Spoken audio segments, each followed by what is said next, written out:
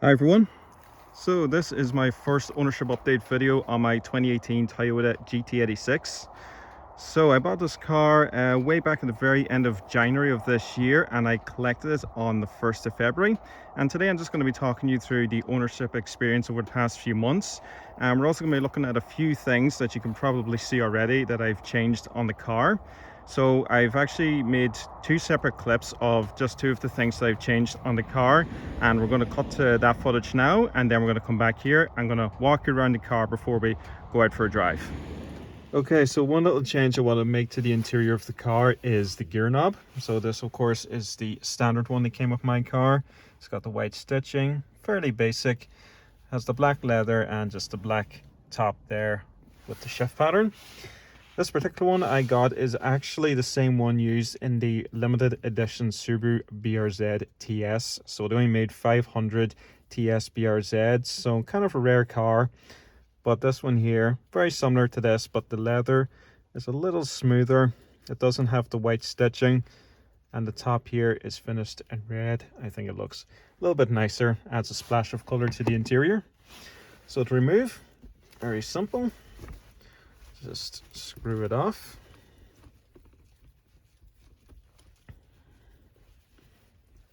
Okay, let's just get the two of them side by side so you can see the difference. Now, let's put this one on. And it really is as simple as that. So, just need to, I may have it too tight. I might need to loosen it back just a tiny bit. I'll try and make some adjustments to that later, but I'm going to leave the part number for the BRZ TS gear knob down in the description box below, along with the link to the website that I bought it off. Okay, so I'm just going to replace the interior mirror. Now, one of the unfortunate issues that happens with frameless mirrors, as you can see just around the edges there, and this little bit over here in the corner, they do start to delaminate. So I do have the new mirror right there. I'm just going to install it. So to remove the mirror, I need two hands for this job, so I'm going to have to stop recording. But you turn the mirror all the way to the right, and then it slides down that little base piece there that it sits into. So I'm just going to do that now. So with the mirror off, you can just see the lamination along the sides a little more clearly. So very easy to replace this. I'll just set that over in the passenger seat. By the way, this new mirror only cost me about €78, and I got it from the Toyota dealership. And here's the new one. It's in perfect condition, obviously. Does need a little bit of a wipe, but we're just gonna go ahead and install that now. So it goes in sideways like this here, like this here, and then you slide it up and then turn it to the left.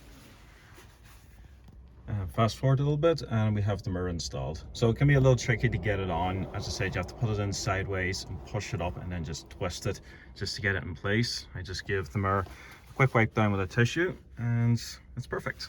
And for those of you curious about the part number, this is it here. So it is a Subaru product, I believe. Now it has SU at the beginning of the part number, which I believe is Subaru, but I'm not 100% sure. I'll have to double check on that. I've noticed quite a few part numbers for the 86 do start with SU. It does say Toyota Lexus on it, but either way, it's the same mirror that you use on the BRZ, the Scion FRS, and the Toyota GT86. Okay, so I'm going to talk through all of the changes that have been made to the car. So the first thing I had done was the paint job. I wanted to get the car ceramic coated, but before I did that, I actually had something on the rear bumper I wanted to address. I had two paint chips that were along here somewhere, and I decided I'm not going to bother ceramic coating the car when it has paint chips. So I had a local guy repaint the rear bumper. And then I also ordered these custom license plates. Now I actually customized these myself on the computer and sent them off to a local company. So it's just my registration and the 86 logo that used to have a badge actually on the front wings of the pre-facelift version of this car and the Scion FRS.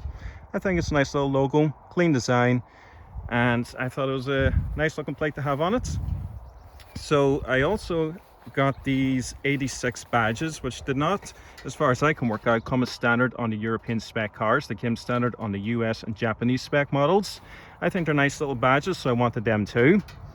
So the guy who did the ceramic coating on my car, I gave him the badges and the plates, and I had him put them on as well. Now I was thinking I could do that at home myself, but I figured logically, seeing as the car is going to be with him, the paint is going to be absolutely spotless. It probably makes more sense to let him put the plates and the badges on instead of me collecting the car, driving it home, potentially getting it dirty on the way, having to wipe it down again and then put on the badges.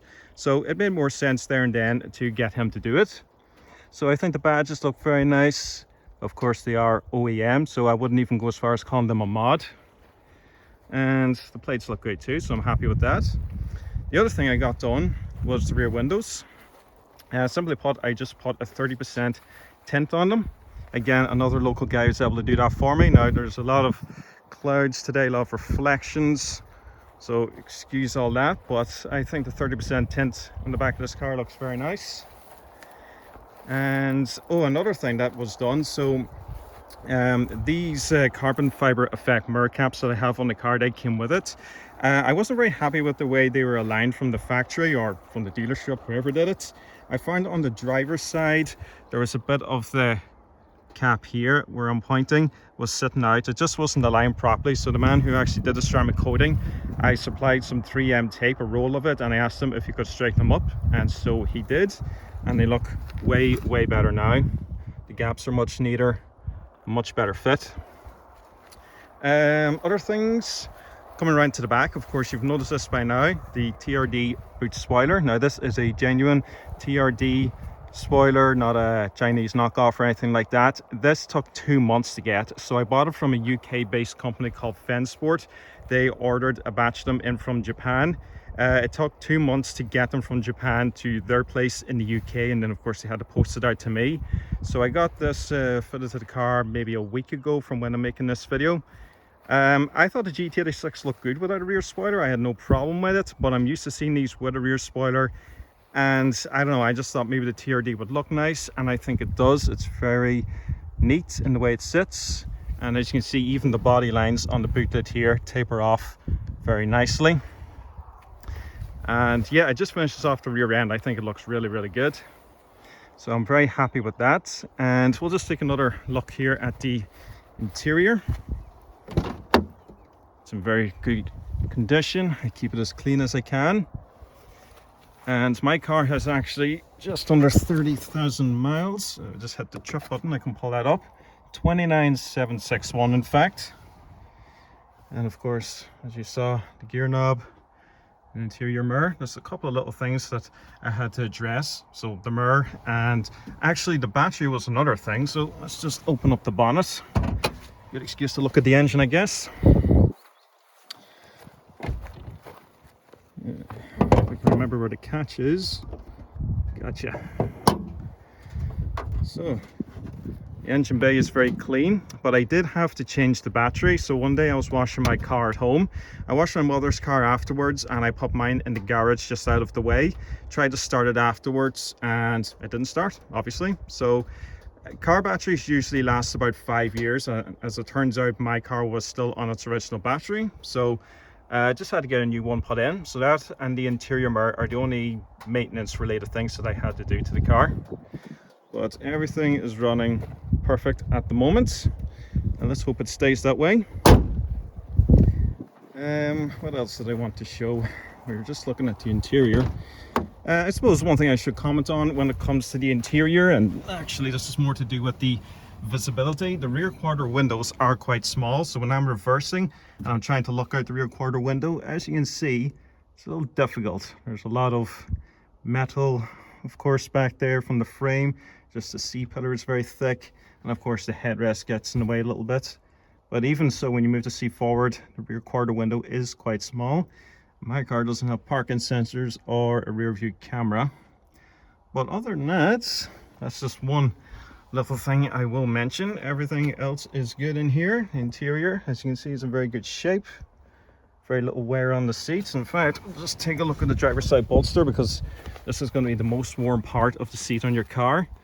You know, of course, there's a few little wrinkles here and there, but generally speaking, it's quite good. I've seen a lot of these 86s for sale online, and they're usually ripped right around here, but mine is in very, very good shape. So I think what we're going to do now is we're going to set the camera up on the windshield and get some driving footage and talk more about what this car's been like to live with. Okay, so out here driving the GT86, and it's hard to believe that this car came out in 2012, 11 years ago. That's how old this platform is. I still remember the first time I went to Kelly's Toyota in Letterkenny. I think it was around this time actually, around in 2012, I think June time. And they had an orange, a blue and a grey GT86 there. That day I believe I got out as a passenger in the orange car, and I remember thinking, this feels amazing, it sounds really good. And then I drove the grey one, which was an automatic, and the blue one, which was a manual, on separate days.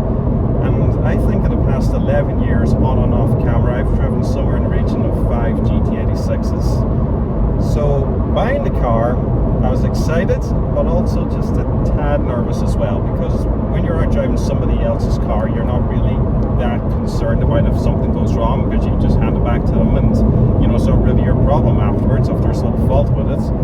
But when you're paying for it with your own money, and this was a lot of saving for me because I've been wanting this car since it came out, you know, you think about the running cost, the insurance, the tax, all the stuff that you have to put up with as an owner. I did factor all that in, and also this car has the most expensive road tax of any car I've ever owned, €790 per year. But so far everything has been good. The interior mirror and the battery, as I said, are the only two maintenance related items that I had to take care of. But the car drives fantastic. It's really, really wonderful to drive. The honeymoon phase definitely hasn't worn off me yet. You know, after a period of time you kind of get settled into your car, and then maybe it doesn't feel quite as exciting as it used to. That definitely isn't the case here. I still love driving this car, and I still get excited every time I hop behind the wheel, which is pretty much every day, as I did back in 2012 when I drove one for the very first time on a provisional license as well. Yeah, I didn't even have a full license back then. But I'm loving this car, and I'm actually kind of amused by the amount of people that I've met who actually don't know what this car is. Now, I've always said that the GT86 and especially the BRZ are very rare cars in Ireland, and you know, that is the case, but I didn't realize that I was going to meet people who were also into cars that didn't recognize this. I mean, they could see it was a Toyota by the badges, but they would ask me, what kind of Toyota is this? I've never seen it before. And I say it's the GT86. It came out in 2012. So yeah, it is a little rare around these parts, and it does get some looks. I've got a lot of very positive feedback from people and colleagues at work, and you know, of course, it matters as well. It's nice when other people enjoy the car too. I mean, I get to enjoy driving it, and they get to enjoy looking at it. And I've had some friends driving it, and I've brought people out for drives in it, and everybody seems to really enjoy being in the GT86. So what about fuel economy? Well, this car is a 2-litre super boxer engine. It's not exactly designed for economy. It is a sports car after all, and nobody goes out of their way to buy an economical sports car. But I'm looking at my truck computer now, and it usually is reading around 30 mpg, which it is at the moment. Sometimes I can get up as far as 33 mpg. So yeah, in terms of fuel economy, it's actually not too bad. It's pretty good. I'd say I'm topping this car up every 2 weeks, and it costs me maybe €60 or so. Sorry, just pulling onto the bypass here. It likes to rev. It is a revvy little engine. So yeah, fuel economy ain't too bad, and this car, everything's good there so far.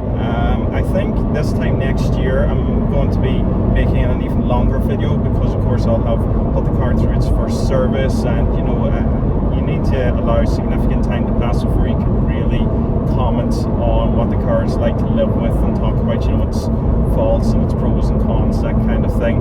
But so far in the 5 months, I'd say it's about 5 months, give or take, that I've owned this car, everything has been good. I enjoy driving it, it's fun, and when you're actually out driving like I am now, just cruising on the open road, it's actually relatively quiet, it's sophisticated. I mean, it is a little firmer and louder than previous cars that I've owned, but it's not uncomfortably firm. Toyota and Subaru balanced the chassis and the suspension of this car really well. They wanted to make it firm enough that the car handles corners very planted, you know, it feels planted in the car, so it doesn't have much body roll. This car does have a low center of gravity as well, and the Super Boxer engine, of course, is mounted down low, which helps with that too. But they also made it comfortable enough that you can actually daily drive this car, and that's a question that I've got from a few people. In fact, one of my colleagues at work asked me that question yesterday as well. What is it like daily driving a sports car such as this? Sorry, I just have to overtake this guy. Which it does easily. It's actually quite nice to daily drive this car, honestly. I don't have any problems daily driving it. Work colleague just passed me there. You know, I think it's like this. I think if you're somebody that carries a lot of people or a lot of items in your car on a daily basis, the GT86 realistically is not practical for you.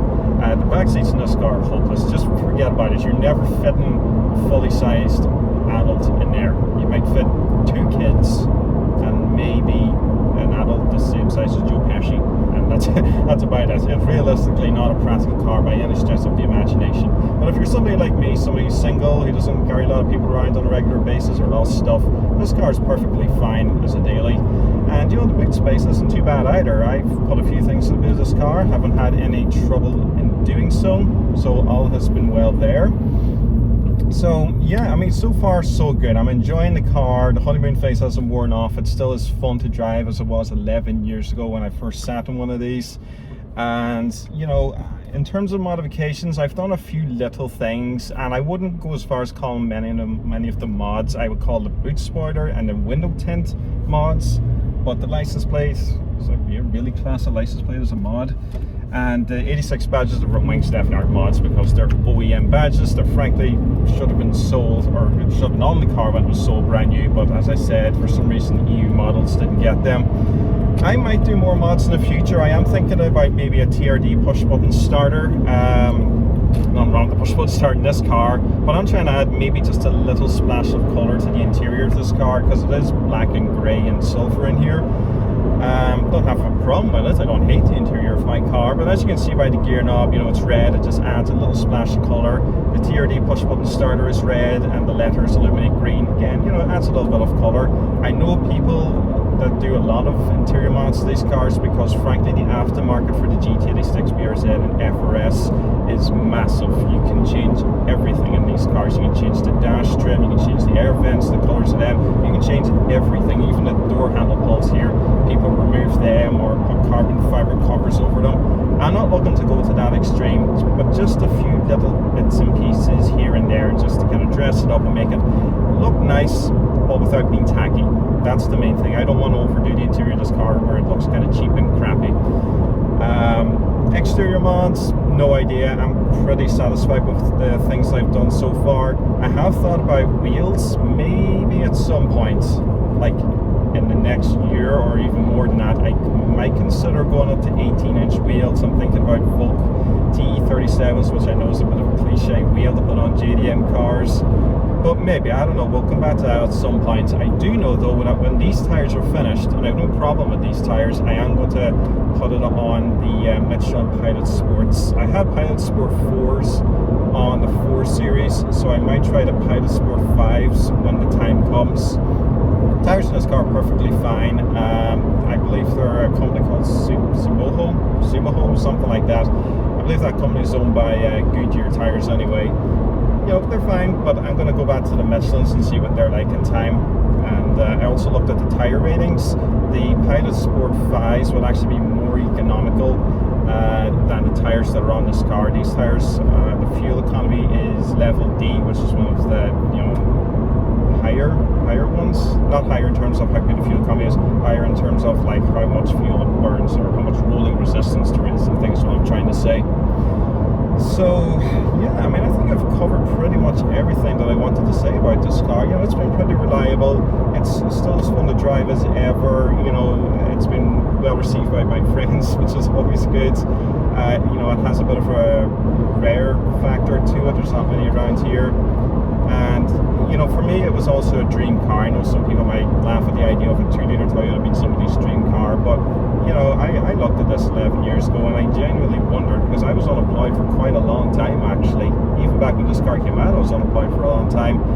I did wonder if I'd ever be able to afford one of these, and you know, as luck would have it, you know, a lot of saving for my current job I have managed to get one. This car, as I may have mentioned in the last video, was €31,000, and you know, less than 30,000 miles, immaculate inside and out. You know, couldn't beat it. I was very happy and lucky to get this car when I did. So that's everything I wanted to cover in this video. I have no idea when I'll put out the next video.